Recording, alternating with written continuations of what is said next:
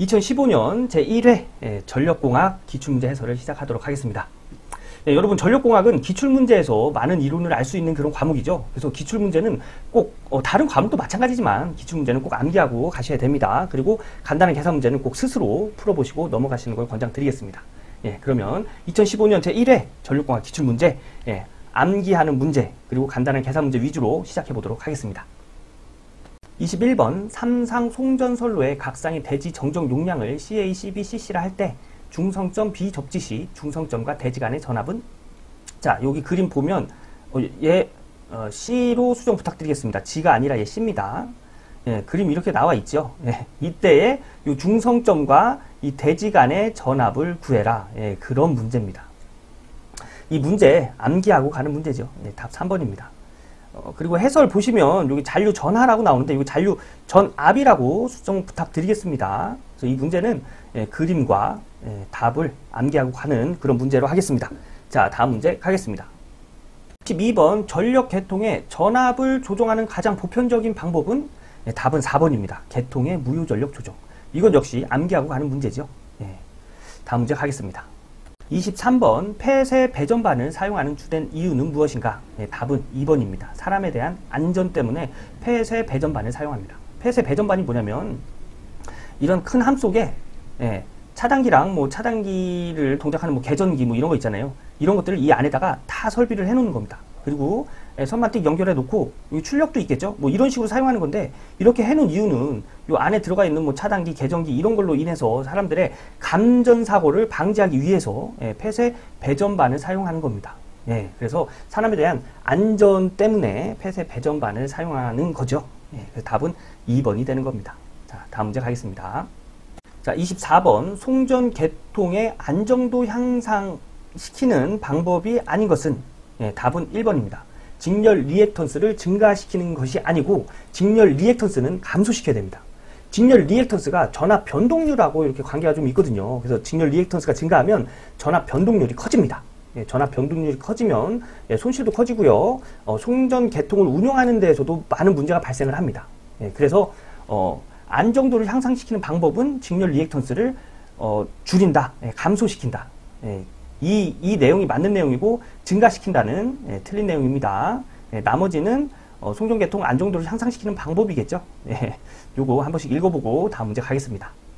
25번 66kV 송전선로에서 삼상 단락고장이 발생하였을 경우 고장점에서 본 등가 정상 임피던스가 자기 용량 40MVA 기준으로 20%일 경우 고장 전류는 전격 전류의 몇 배가 되는가? 이 문제에서 이 20% 임피던스 얘기하는 겁니다. 퍼센트 임피던스. 자, 그러면 여기서 고장 전류, 요거 단락 전류 얘기하는 거죠. 단락 고장이 일어났다고 했으니까. 그럼 단락 전류 구하는 공식. 퍼센트 임피던스 분의 100 곱하기 전격 전류로 나타낼 수 있죠. 자, 그럼 퍼센트 임피던스 문제에서 줬죠. 그래서 단락 전류는 20분의 100 전격 전류로 나타내어지는데 문제에서 물어본 거는 고장 전류는 전격 전류의 몇 배가 되는가? 자, 그러면 얘 계산하면 5 되죠? 이 고장 전류는 전격 전류의 5배가 되겠네요. 그래서 답은 3번입니다. 이 문제 단락 전류를 구하는 이 공식 알고 있어야겠죠? 이거 중요한 공식입니다. 이거 실기에서도 나오는 공식이라 꼭 암기를 해 두셔야 됩니다. 그래서 25번에는 답은 3번입니다. 이것도 그렇게 어려운 문제 아니고 한번 써보는데 그렇게 시간 많이 걸리지 않으니까 여러분 스스로 한번 공부하실 때 한번 써보시는 것을 권장드리겠습니다. 자, 다음 문제 가겠습니다. 26번 조합수조의 설치 목적은? 조합수조 압력을 조절하는 수조. 압력과 관계된 거 찾으면 되겠죠. 압력과 관계된 거는 요 수압관이 있겠네요. 그죠? 그래서 조합수조의 설치 목적은 수압관의 보호입니다. 이것도 암기하고 가는 문제죠. 그래서 26번의 답은 4번입니다. 자, 다음 문제. 자, 27번 망상 배전 방식의 장점이 아닌 것은? 망상 배전 방식, 네트워크 배전 방식이라고 하는데 이거 저번에도 한번 설명드렸는데 이게 뭐냐면 이렇게 변압기를 이렇게 2대 이상 변압기를 사용하고 이제 변압기 2차식에 이제 부하가 이렇게 나갈 거잖아요. 배전이 이렇게 될 겁니다. 이때 다른 변압기와 같이 이렇게 연결해서 사용하는 이런 방식을 망상 네트워크 배전 방식이라고 합니다. 근데 이 배전 방식의 단점이 뭐냐면 인축의 접지 사고가 증가한다는 게 단점입니다. 근데 27번에 2번은 인축의 접지 사고가 적어진다. 틀린 내용이죠. 그래서 장점이 아닌 게 2번이 되는 겁니다. 네트워크 배전 방식은 전압 변동이 적고요. 부하 증가에 대한 융통성이 크고 신뢰도가 높습니다. 그리고 무정정 공급이 가능하다. 이것도 신뢰도가 높다는 얘기겠죠. 그래서 27번에 장점이 아닌 것, 인축의 접지 사고가 적어진다. 이게 답입니다. 자, 다음 문제. 28번 정정 용량 0.01 마이크로 파라드 퍼 킬로메타, 길이 173.2km, 성간전압 60kV, 주파수 60Hz인 삼상 송전선로의 충전 전류는 몇 암페어인가? 충전 전류 구하는 공식 오메가, 그 다음에 정정 용량 곱하기 대지전압. 성간전압 아닙니다. 대지전압이에요. 이 대지전압은 델타 결선이나 Y 결선이나 성간전압의 루트 3분의 1배입니다. 그래서 문제를 해결할 수 있는 공식은 이 공식이 되겠고요. 우리가 지금 해야 될 일은 문제에서 주는 단서를 이제 적어 보는 거죠. 자, 우선 이 오메가는 2파이 F로 이렇게 정리할 수 있습니다. 근데 주파수 문제에서 60Hz 줬죠. 그래서 2파이 곱하기 60해서 120파이가 되는 거예요. 그 다음에 정정 용량은 문제에서는 근데 킬로메타당 마이크로 파라드를 줬어요. 근데 여기 들어가는 그 정정 용량의 단위는 파라드가 들어가야 되거든요. 그럼 이때 파라드를 만들려면 킬로메타 분의 파라드인데, 이때 이 파라드 단위를 만들려면 여기다 킬로메타를 곱해줘야겠죠. 그래서 얘랑 약분이 돼서 파라드가 되는 거잖아요. 그래서 이 정정 용량 여기다가 이 킬로메타 길이를 곱해줘야 됩니다. 그래서 정정 용량은 0.01 곱하기 마이크로기 때문에 10에 마이너스 6승을 곱해주고요. 그리고 여기에 길이, 이 킬로메타 길이 173.2km를 곱해줘야 단위가 파라드인 정정 용량을 구할 수가 있는 거예요. 자, 그리고 대지전압은 제가 Y결선이나 델타 결선이나 성간전압의 루트 3분의 1배라고 했죠. 그래서 성간전압을 루트 3으로 나누면 됩니다. 그래서 60 곱하기 60kV, 60kV는 기본 단위 볼트로 바꾸면 60 곱하기 10의 3승이죠. 10의 3승 나누기 루트 3 해서 대지전압을 구할 수가 있습니다. 그래서 얘네들을 다 이 공식에다가 적용을 시키면, 자, 오메가는 120파이라고 했죠. 그래서 120파이 곱하기 정정 용량 0.01 곱하기 10의 마이너스 6승 곱하기 173.2, 그 다음에 대지전압 2는 루트 3의 성간전압 60 곱하기 10의 3승. 얘 계산기에다 넣고 때리면 22.6 암페어가 되는 것을 알 수 있습니다. 얘가 충전 전류란 얘기죠. 그래서 28번의 답은 3번입니다. 이 충전 전류 구하는 문제는 굉장히 자주 나옵니다. 그래서 이거 여러분 꼭 암기를 하고 가셔야 돼요. 그리고 이 문제는 요 숫자도 많이 바꿔서 나오니까 여러분 이 문제는 이 공식 꼭 암기하시고 풀 수 있는 방법 요 꼭 이해하시고 넘어가셔야 됩니다. 이거 이해하시려면 많이 풀어보는 방법밖에 없겠죠. 많은 연습이 필요한 그런 문제란 얘기입니다. 이거 꼭 혼자 복습하실 때 스스로 해보셔야 됩니다. 자, 다음 문제 가겠습니다. 자, 29번 원자로의 냉각제가 갖추어야 할 조건이 아닌 것은? 원자로 냉각제의 조건. 이 문제도 자주 나오는 문제니까 이거 꼭 신경 써서 암기하셔야 됩니다. 조건은 우선 냉각제가 하는 역할이 원자로에 있는 열을 뺏어가지고 밖에다 버려주는 역할을 합니다. 그래서 원자로의 냉각제는 열 용량이 커야 돼요. 열을 가질 수 있는 그 크기가 커야 된다는 얘기예요. 그런데 1번에는 열 용량이 적을 것이라고 했죠. 그래서 조건이 아닌 건 1번이 답입니다. 나머지는 냉각제가 갖추어야 할 조건이겠죠. 얘네들 신경 써서 한번 읽어보시고요. 29번의 답은 1번입니다. 다음 문제 넘어가겠습니다. 자, 30번 접지봉으로 탑각의 접지 저항 값을 희망하는 접지 저항 값까지 줄일 수 없을 때 사용하는 것은? 문제 답은 우선 2번이고요. 여기 탑각이 뭐냐면 철탑이 이렇게 있으면 이렇게 땅에 닿는 부분, 요 부분을 탑각이라고 합니다. 뭐 땅에서 지지하는 부분이라고 할 수도 있죠. 그래서 여기에 이제 얘랑 연결해서 접지봉을 이렇게 박는데, 이 접지봉이 우리가 희망하는 저항값까지 나오지 않으면 땅으로 해서 이렇게 매설 지선이라는 걸 이렇게 묻어요. 그래가지고 접지 저항을 낮춥니다. 이때 그래서 사용하는 게 매설 지선입니다. 얘를 얘기하는 거예요. 그래서 30번도 암기하고 가는 문제겠죠. 그래서 답은 2번입니다. 다음 문제. 31번 임피던스 그 Z1, Z2 및 Z3을 그림과 같이 접속한 선로 A 쪽에서 여기 이쪽에서 전압파 E가 진행해 왔을 때 접속점 B에서의 무반사로 되기 위한 조건은, 그러니까 이 점에서 반사되지 않고 다 이쪽으로 흐르는 조건을 얘기하는 거예요. 자, 이때의 조건은 답은 3번입니다. 요거 암기하고 가는 거예요. 그래서 이게 어떻게 나왔냐면 요 A측의 임피던스와 요 B측의 임피던스가 같을 때 그때 이제 무반사 조건이 된다고 얘기하거든요. 자, 그 보면은 A측의 임피던스는 Z1이죠. 근데 B측을 보면 이렇게 그려도 되겠죠. 이렇게. 그러면 여기가 Z2, 여기가 Z3이면 병렬이잖아요. 그래서 Z1은 이 병렬 합분의 곱 Z2 플러스 Z3분의 Z2 곱하기 Z3 얘와 이제 같을 때 무반사 조건이 되는 겁니다. 그런데 왜 답이 3번이냐면 얘가 병렬인 얘가 어떻게 해서 나온 애냐면 얘가 Z2분의 1 플러스 Z3분의 1분의 1 이렇게 해서 이렇게 있는 애를 정리하면 이렇게 된다는 얘기거든요. 그래서 여기서 나온 겁니다. 그래서 Z1은 얘가 되는데 얘 역수 얘 거꾸로 하면 얘도 거꾸로 되는 거죠. 그래서 Z1분의 1은 얘가 이제 분모로 올라가서 그리고 또 1이 분자로 올라가고 1이 분모로 내려가면 1분의 Z2분의 1 플러스 Z3분의 1이 되는 거예요. 그래서 이렇게 되는 겁니다. 그래서 문제 보면 무반사 조건 해가지고 답이 얘네들이 되는 애가 있고요. 답이 얘가 되는 애들이 있습니다. 요거 두 개 암기해 두시면 좋겠죠. 그래서 31번의 답은 3번입니다. 자, 다음 문제. 자, 32번. 선로 고장 발생 시 고장 전류를 차단할 수 없어 리클로저와 같이 차단 기능이 있는 후비보호 장치와 직렬로 설치되어야 하는 장치는 답은 섹셔널라이저입니다. 요거 섹셔널라이저랑 리클로저 제가 그 전 기출문제에서도 설명을 드렸습니다. 제가 간단히 또 설명을 드리면 리클로저는 뭐냐면 만약에 선로의 고장을 딱 감지하면 얘가 순간적으로 탁 끊어줍니다. 그러다가 짧은 시간 후에 다시 연결을 해줘요. 근데 연결을 해줬을 때 고장이 해소가 안 되면 다시 끊어줘요. 그 다음에 또 짧은 시간 안에 다시 붙여줍니다. 이때 고장이 해소가 됐다 하면은 계속 그냥 통전을 시키고요. 고장이 해소가 안 되고 고장이 계속 유지가 된 걸 감지를 하면 차단 그 선로를 다시 끊어줍니다.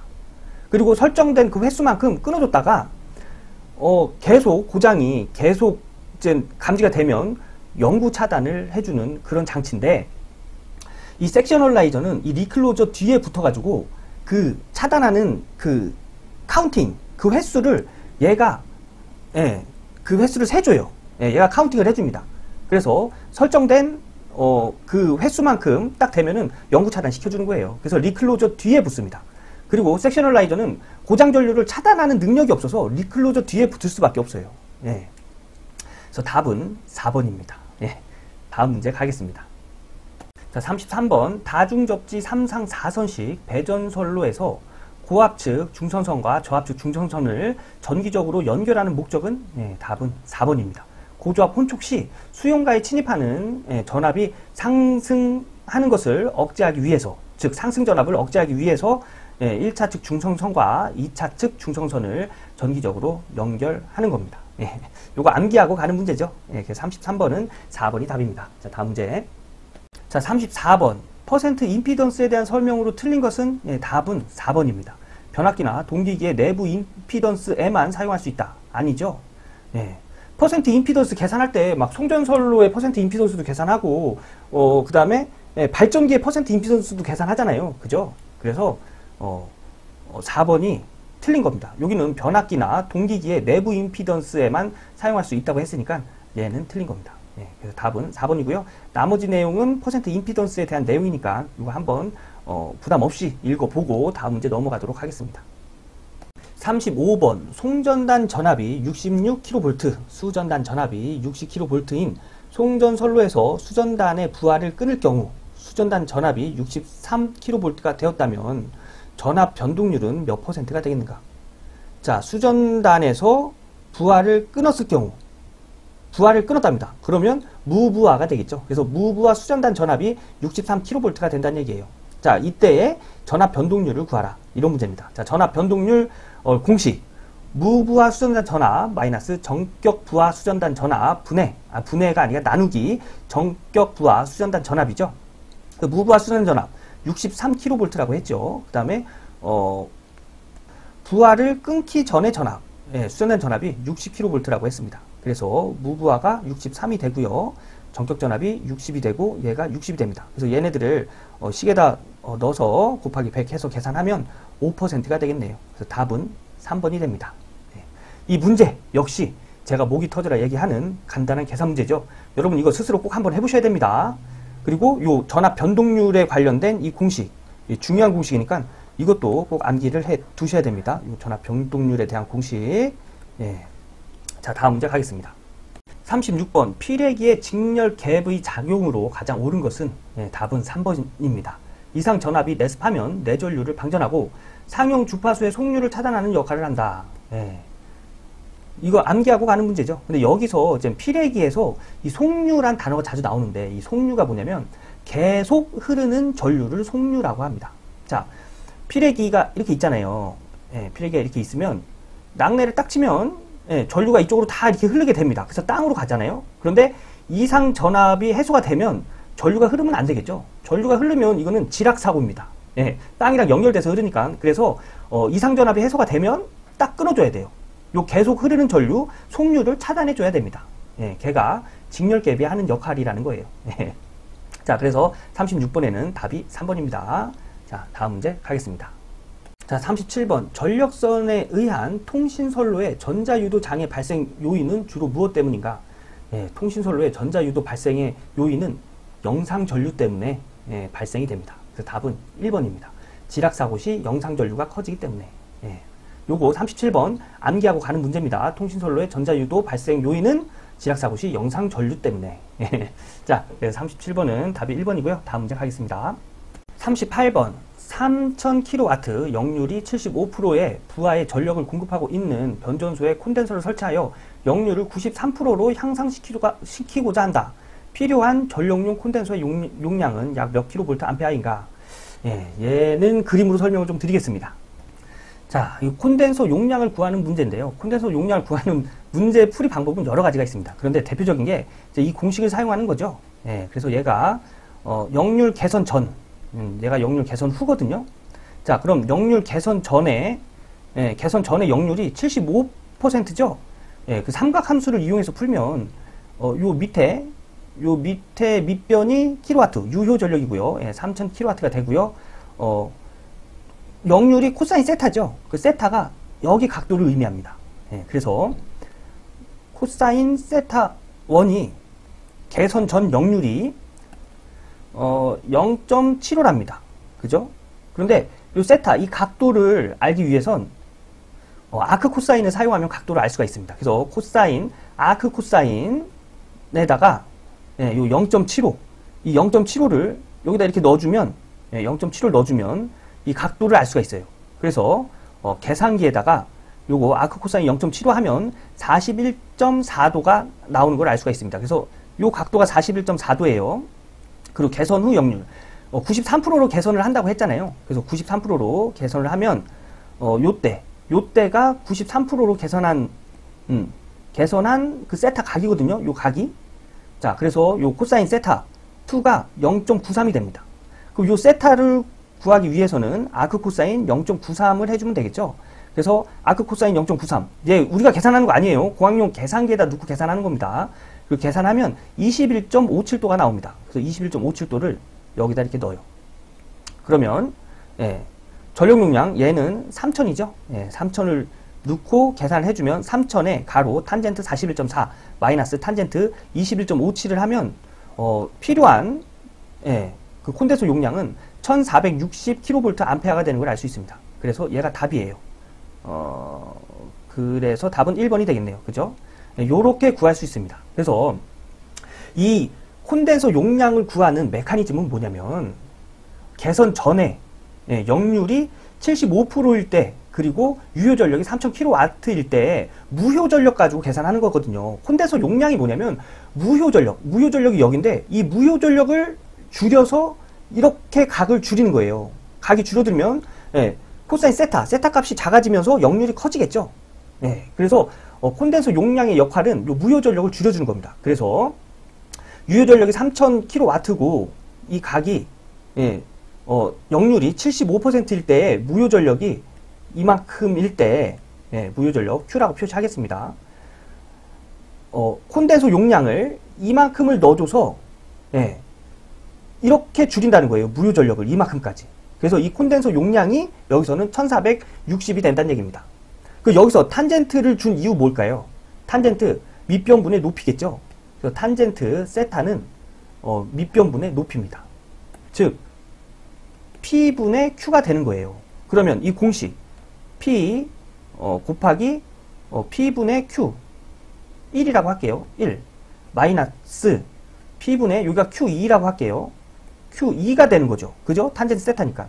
얘 이렇게 약분돼서 Q1 마이너스 Q2가 되는 거예요. 콘덴서 용량이. 자, Q1에서 Q2를 빼면은 이 크기가 나오죠.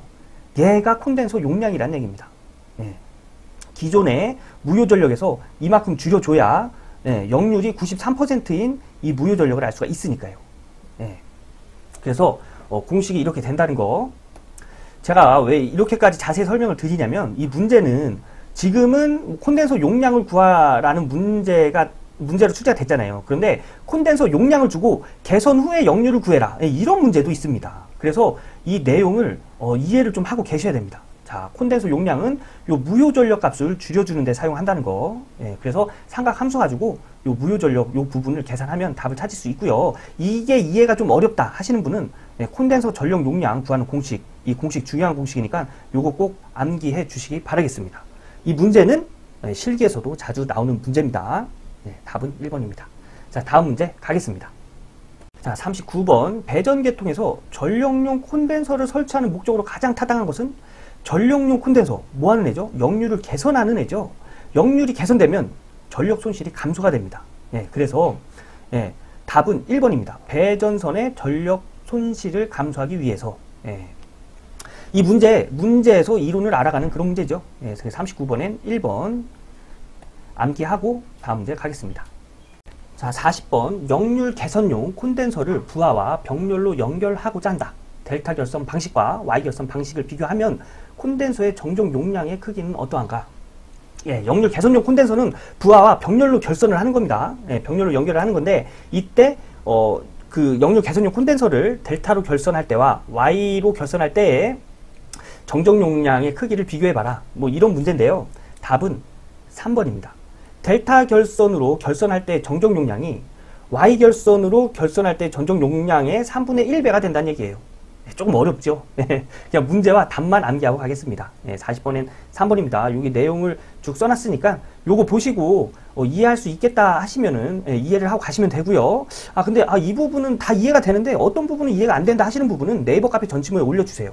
그리고 요걸 봐도 아유 어려워 하시는 분들은 그냥 문제와 답만 암기하셔도 되는 문제입니다. 자, 이렇게 해서 2015년 1회 전력공학 기출문제 해설을 마쳤습니다. 여러분 이렇게 풀어보시면 아시겠지만 문제에서 이론을 알아가는 그런 내용도 꽤 많죠. 그래서 전력공학은 기출문제를 꼭 암기를 하셔야 됩니다. 그리고 제가 이렇게 풀어가면서 이거는 꼭 혼자서 해보셔야 됩니다. 이런 문제는 진짜 꼭 혼자서 해보셔야 돼요. 해보시고 나서 나는 전혀 이해를 못하겠다 하시면 그냥 문제답만 암기하고 넘어가시고요. 우리 당장 내일 시험 볼 거 아니잖아요. 그죠? 다음 이거 비슷한 문제 나왔을 때 또 설명 들으면 조금 이해되는 부분도 있습니다. 그렇게 차근차근히 알아가시는 거고요. 요거 문제 풀어가면서 요거는 이해가 되는데 이 부분만 이해되면은 다 완벽하게 풀 수 있을 것 같다 하는 문제들은 그 이해 안 되는 문제를 네이버 카페에 올려주세요. 그럼 제가 설명드리도록 하겠습니다. 자, 그러면 2015년 1회 여기서 마치고요. 저는 다음 강의에서 인사드리도록 하겠습니다. 여러분 고생 많으셨습니다.